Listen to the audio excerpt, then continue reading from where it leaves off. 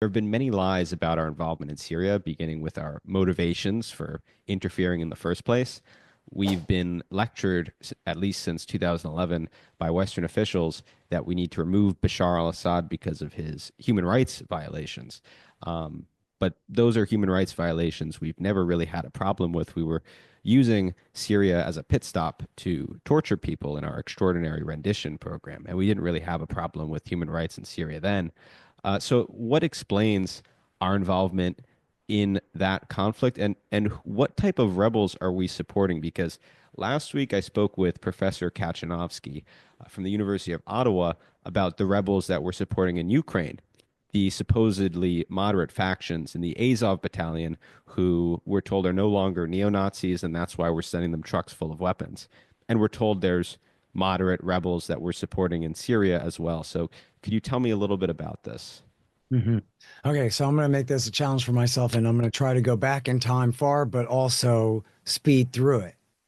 So it's 1996, and Bill Clinton's the president, and the Republicans and the neoconservatives are out of power. And I use neoconservatives in its very tight biographical designation. We're talking about 100 men or so, not hawks nowadays. We're talking about the neoconservatives.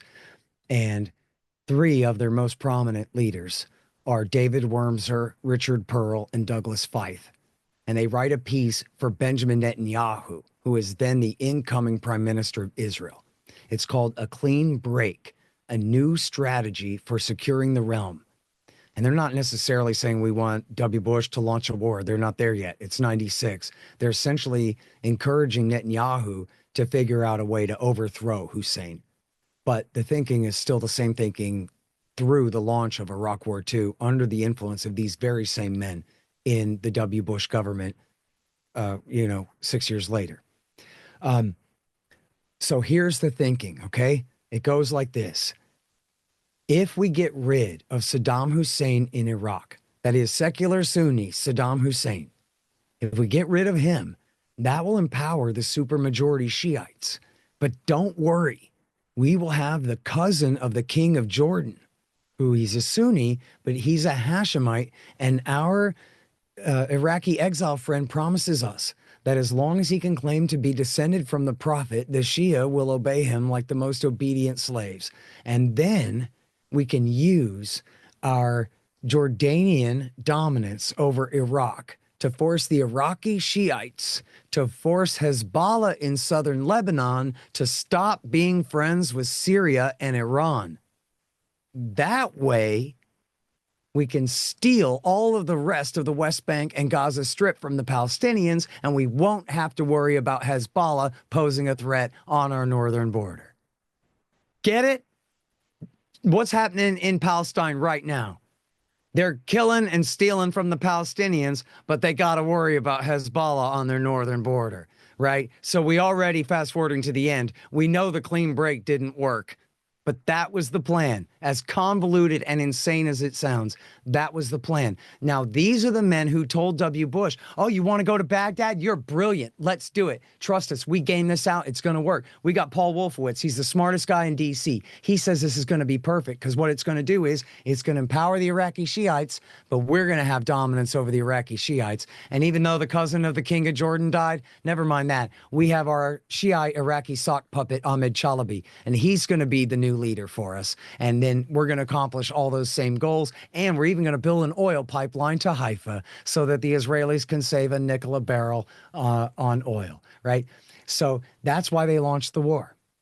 Then what happens? It blew up completely in their face. And instead of America and Turkey and Jordan having dominance over the Iraqi Shiites, Iran has dominance over the Iraqi Shiites. Of course they do. The Supreme Islamic Council and Dawa Party had been living in Iran for 20 years, ever since Jimmy Carter hired Saddam Hussein to invade them in 1979, 1980. And so they were the traitors. They were the Iraqi traitors who had chosen Iran's side in the Iran-Iraq war when America backed Iraq in the 80s. Now, here they are coming back across the border with George W. Bush, and he leads them all the way to Baghdad, overthrows not just Saddam, but the secular Sunni Ba'ath Party, and fights a horrible, you all remember it, 8-year civil war on behalf of the supermajority Shiites against the Sunnis. But as we discussed here, if we're talking soccer, this is an own goal. Not that Iran knocked our towers down. Iran and the Shiites did not do that. Iran and their friends in Hezbollah in Syria, they didn't have anything to do with that. That was the bin Ladenites, who think of as the most absolute radical political edge of Sunni Islam in the world, and Wahhabi and Salafi Islam, the very cutting edge of revolutionary Sunni jihadism, which puts them absolutely at odds with Iran. And those are the guys who knocked our towers down, not Hezbollah and not the Ayatollah. But what happens is W. Bush's neocons figure out halfway through the war that they screwed everything up, and they have empowered Iran, Israel, and America's strategic rivals, and Saudi Arabia's strategic rivals in the region. That's a huge problem.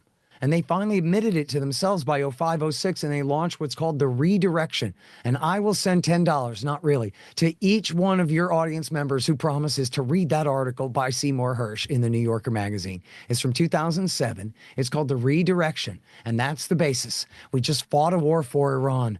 Oops. Now we're tilting back toward the Sunnis. And Condoleezza Rice is spinning it like this. She goes, well, it's not so much about Sunnis and Shiites. It's about extremists and moderates. Yeah, right. Because you're switching sides back to the Sunnis. That's why. But here's the rub. The king of Saudi Arabia ain't got no legions. Turkey is not putting their army at America's beck and call. So who do they got?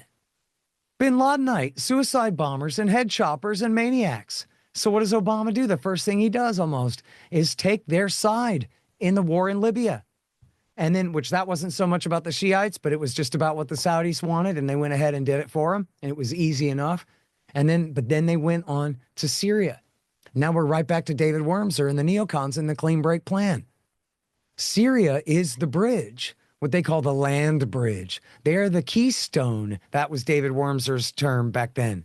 They're the keystone in the arc of Iranian power. Picture the Middle East in your head. Iran, Syria, Hezbollah. Now America just added Iraq to that side of the story. They just made Baghdad part of the Tehran, Damascus, Southern Lebanon Shiite alliance. So this is a huge error. Right? This is George Bush shooting himself and Israel in both feet, and Saudi. So how do they make up for it? Obama makes up for it by backing Al-Qaeda in Syria. Now, in Iraq War II, 4,000 of the Americans out of the 4,500 who died, they died fighting the Sunni-based insurgency, the worst part of which was Al-Qaeda in Iraq, the bin Ladenites. Well, Obama took their side. And when we talk about Jabhat al-Nusra, or what now is from today's headlines, HTS, Hayat Tahrir al-Sham, that literally, Harrison, that is Al-Qaeda in Iraq, in Syria. That's who that is. They're the bad guys from Iraq War II. So just for context for our listeners, what you're referring to then is the Timber Sycamore program, this $1 billion program. We worked with the Saudis to train and fund these rebel groups. God knows who they were or what sorts of extreme factions were involved there. Can you tell us more about that? Who were these groups that we were supporting? Sure. Yeah, so I mean, that's the core of them was literally, it was Al-Qaeda in Iraq. So during Iraq War II, you had Egyptians and Saudis and Syrians, especially Saudis, traveling there to run the suicide bomber brigades, the worst part of the Sunni insurgency. And then these were the guys who invaded Syria. I mean, they call it a civil war or a revolution. I mean, you're talking about hundreds or thousands of Chechens, Kosovars, Albanians, Syrians and Saudis and Libyans and people from all across the region coming, invading the country to take the side of the insurgency. Ayman al-Zawahiri, the leader of Al-Qaeda, endorsed the revolution and encouraged people to go and fight against Assad. Now, the propaganda was that, no, see, we're supporting the moderates. And yeah, there might be some extremists out there, but see, if only you would let us support the moderates more, then that would marginalize the extremists, and the moderates would somehow replace Assad and the Shiite alliance on one side and also the Al Qaeda guys fighting him on the other. And this was always a pipe dream. And Obama told the truth when he admitted to Thomas L. Friedman of the New York Times in his exit interview that this was always a hoax, that we were ever going to be able to raise up an army of volunteer moderate forces, as he put it, as they put it at the time. He was repeating it back. Doctors and lawyers and teachers and pharmacists, gentlemen from the community, you know, like the Minutemen in the American Revolution, who are going to go and take on all bad guys. They don't exist. They don't exist. And so when we say it's the FSA, what does that really mean? It really means these are the guys who collect the money and the guns from the Westerners to give to the Al Qaeda guys who don't mind dying in the war. And we knew this all along. For those of us who are critical and covering this story, we knew this in 2011, 2012, and 13. Tibber Sycamore didn't really get going until 13, but the real covert support for the war began at the beginning of 2011. And we knew it all along what they were doing. And we knew all along that they don't have an army of professional soldiers who like swore oath to a constitution or something. We have Bandar emptying the prisons of jihadists in Syria and Saudi Arabia and sending them off to be suicide bomber brigades. And now go back in your own mind. You already know what happened. We hadn't got to this part of the story yet, but you already know what happened. This is what led to the rise of the caliphate. They didn't sack Damascus. They sacked Mosul. They didn't go west. They went east. They consolidated a nation state over all of eastern Syria and western Iraq from 2013 in western Syria. In eastern Syria. And then 1 year later, in June of 14, they rolled in and conquered all of western Iraq, predominantly Sunni Iraq, that had been left wide open for the taking by the Shiites the Americans had put in power in the last war. And so that was when this guy Baghdadi, who was nothing but Zarqawi or a bin Laden clone, got up there like Mussolini.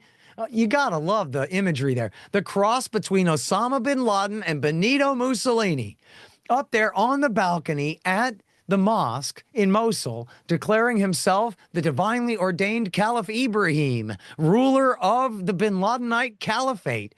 That man, this is the most absurd propaganda of the W. Bush years.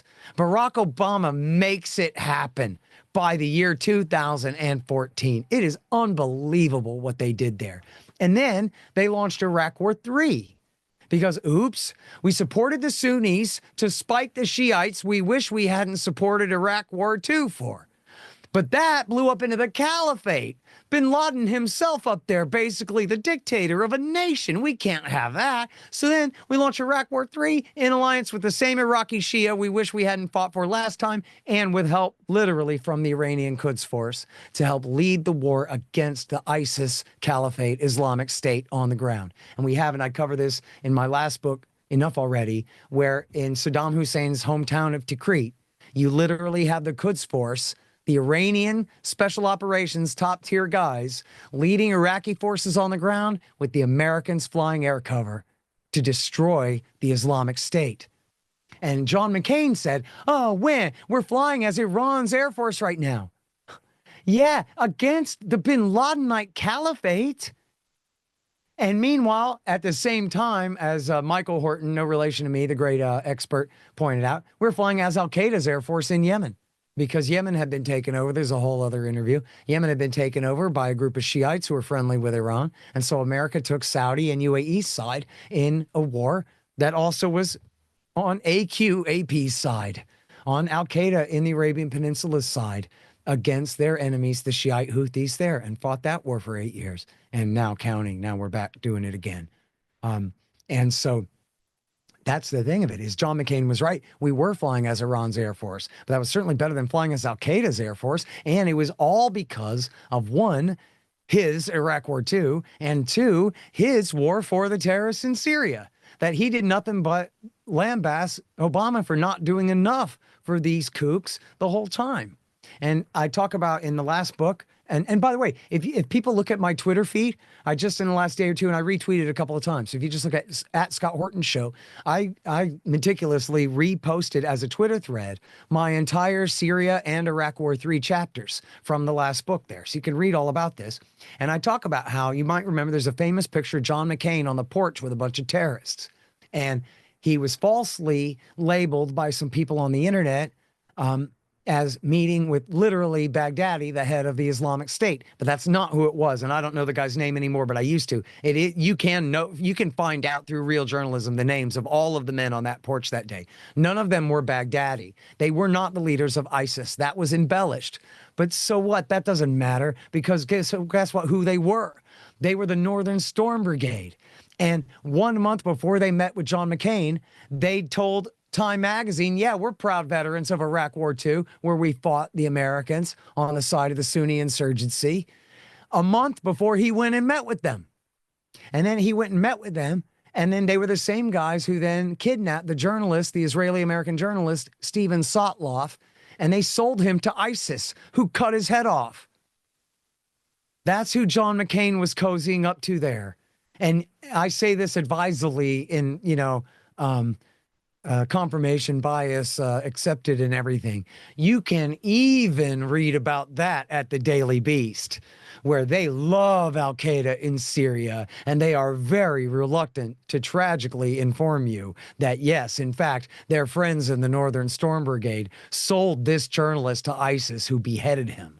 John McCain's friends. And they had also already previously, and were on the record previously, of having kidnapped Shiite pilgrims from Lebanon and murdered them.